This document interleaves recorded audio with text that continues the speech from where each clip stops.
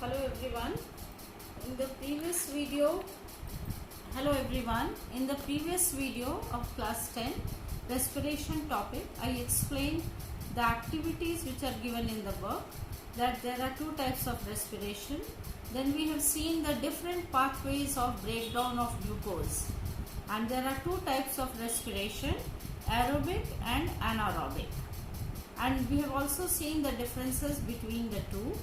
Okay, now we'll see that what happens to the energy which is released during respiration, whether it is aerobic or anaerobic.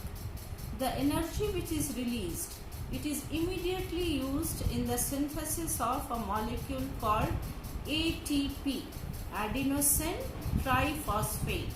It is made from ADP, adenosine diphosphate, along with one phosphate. So when one more phosphate is added to ADP, it requires energy. So this energy which is stored in ATP, it is in the bond of the phosphate. And ATP is called the energy currency of the cell. And whenever the organism needs energy, this ATP breaks down into ADP and releases energy.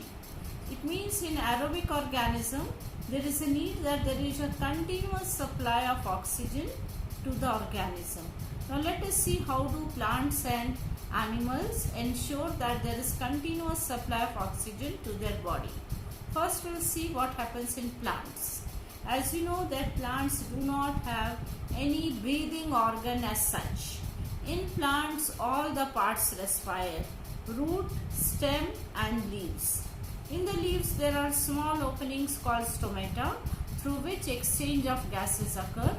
In stem there are small openings called lenticels through where exchange of gases occur.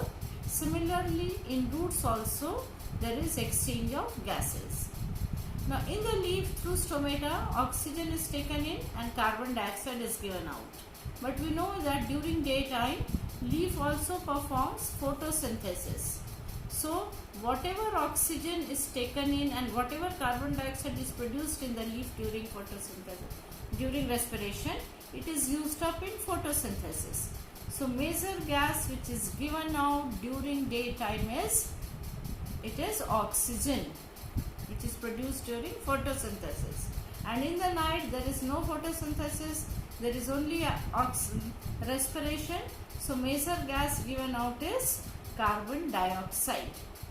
And what about animals? Different animals have different breathing organs.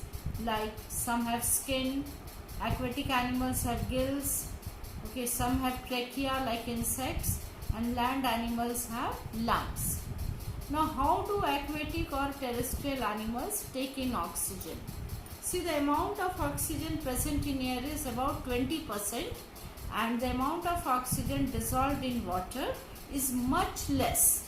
Therefore, terrestrial organisms, they have advantage. They do not need to breathe fast.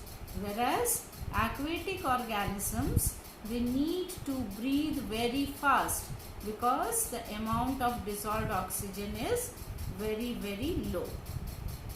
Now, whatever is the respiratory organ, whether it is gills or trachea or skin or lungs, they all possess some common character.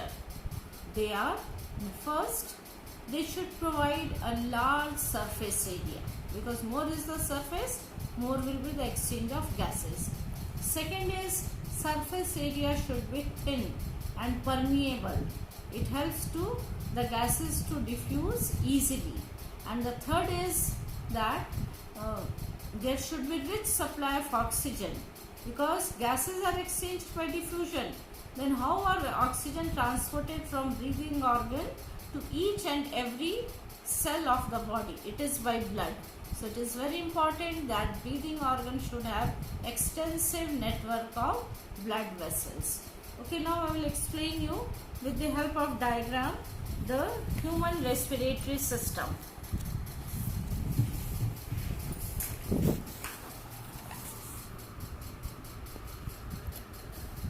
As you can see, this is the human respiratory system: nose, nostril and buccal cavity. Through nose the breathing gases it is inhaled, Now of course we know that through mouth also we can inhale, but it is always better to inhale through nose. What are the advantages of breathing through nose? As the air passes through the nose, the dust particle present in air, it is trapped by the fine hairs present in the nose, and also the lining of the nose has mucus which traps the dust particle. Now then the air enters into a common chamber. You can see here it is labeled pharynx.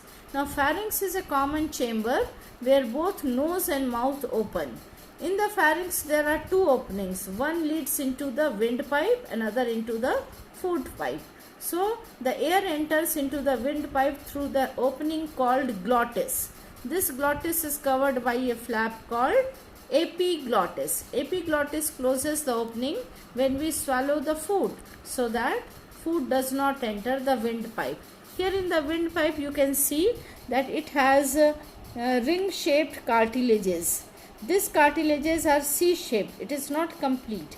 And the significance of this cartilage is that it does not allow the windpipe to collapse. It prevents the collapsing of the windpipe. Now this windpipe as it reaches the lungs, it divides into two. What are they called? Bronchi. These two branches of windpipe is called bronchi. Now inside each lung, the bronchi divides into primary, again divides into called secondary, and again divides into tertiary, and ultimately it opens into balloon shaped structures called alveoli or air sac. In this way it provides a very large surface area. If all the alveoli are spread, you will be surprised to know that it covers about 80 square meter. So it is fulfilling the first criteria of breathing organ, that it should be large surface area. Second criteria